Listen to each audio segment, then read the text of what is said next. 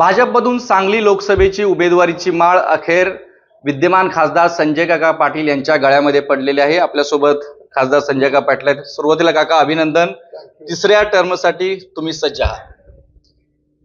हो, देशाच्या नेत्यांनी आणि राज्यातल्या नेत्यांनी निश्चितपणाने हा विश्वास पुन्हा मला दाखवला।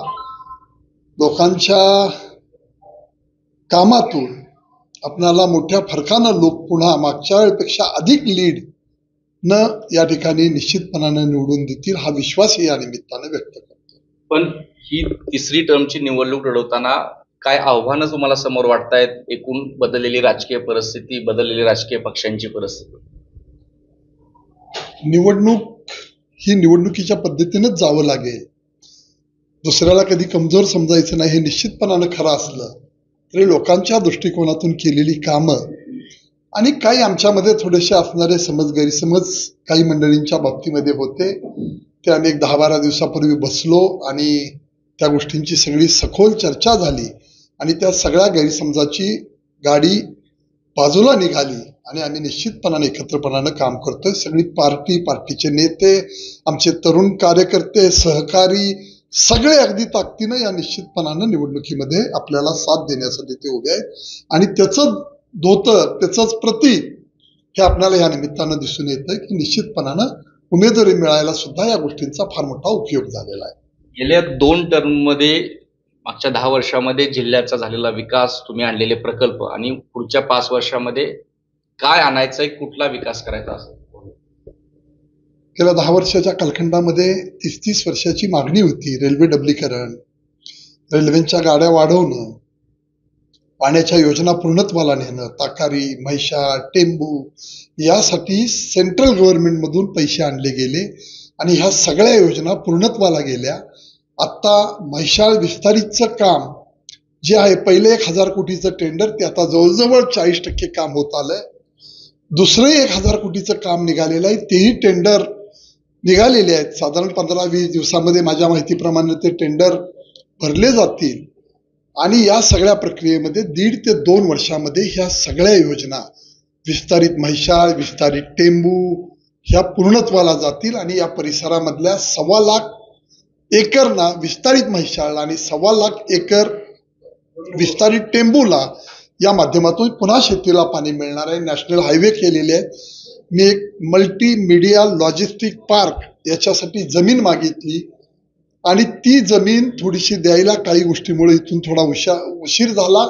मधल्या काळामध्ये काही गोष्टी पुतळ्यावरून, कमानीवरून वाद झाला आणि अशा वेळेला पुन्हा जिल्ह्यातली राजकीय परिस्थिती कुठं जातीद्वेषानं उभा राहू नये म्हणून काही गोष्टी थांबल्या होत्या। पण निश्चितपणानं मल्टीमीडिया पार्कची सुद्धा जागा फायनल होऊन गडकरी साहेबांनी त्या बाबतीमध्ये तसे आदेश दिलेले आहेत। गेल्या 10 वर्षामध्ये जिल्ह्यातून अनेक हायवे गेले, हे कौतुकच आहे। मात्र कौलापूर विमानतळाचा मुद्दा असो किंवा ड्रायपोर्ट असो, हे 2 जे महत्वाचे प्रकल्प जे चर्चेला जातात ते अजून प्रलंबित आहेत। तुमच्या प्रमुख अजेंड्यावर हे 2 प्रश्न असतील?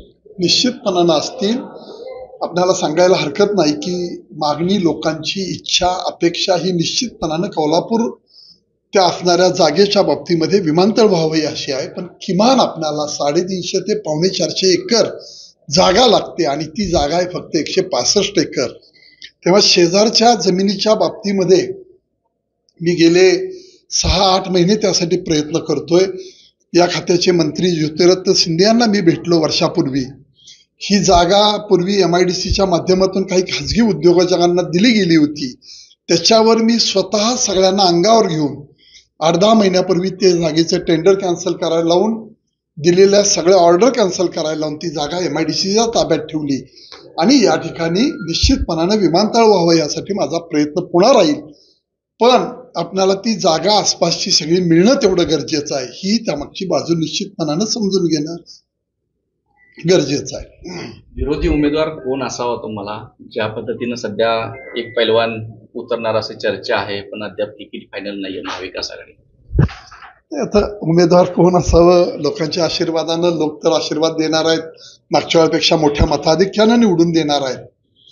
ही गोष्ट काही माझ्या हातातली नाही। पण एक वस्तुस्थिती आहे की यामध्ये काँग्रेसच्या वतीनं एक तिकीट मागतायत, शिवसेनेच्या वतीनं एक तिकीट त्यांनी मागितलेलं आहे, उद्धव ठाकरे साहेबांनी त्याची घोषणा केल्यात जमा आहे.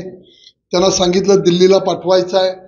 त्यांच्यातलं त्रांगडं काय होईल हे मला आज सांगता येणार नाही, पण उमेदवार कुणी असला तरी आपल्याला निवडणूक ही मोठ्या मताधिक्यानं जिंकता येईल ही परिस्थिती जिल्ह्याच्या आशीर्वादानं निश्चितपणानं आपल्याला मिळणार आहे. म्हणूनच म्हटलं हे त्रांगडं तुमच्यासाठी अधिक फायदेशीर आहे.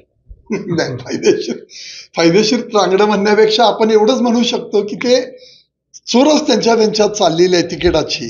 काय घडेल हे आज आपल्याला माहित नाही, पण मला वाटतं तसं डिक्लेअर केल्यासारखं आहे. चंद्रहार पाटील पैलवांना विशाल पाटील काँग्रेसकडनं मागतायत. काय घडतंय आपण पाहूया, वेट अँड वॉच ही भूमिका ठेवली पाहिजे. जो विरोधी असेल त्याला चितपट करून हॅट्रिक 100% चित्रपट करू आपण. तर हे होते खासदार संजय पाटील. या पद्धतीने लोकसभेची उमेदवारी त्यांना तिसऱ्यांदा जाहीर झाली आणि त्यामुळं तिसऱ्यांदा संजय पाटील सांगली लोकसभेच्या आखाड्यामध्ये उतरण्यास सज्ज झालेत. कॅमेरा पर्सन योगेश सोबत कुलदीप माने. एबीपी माझा, उघडा डोळे बघा नीट.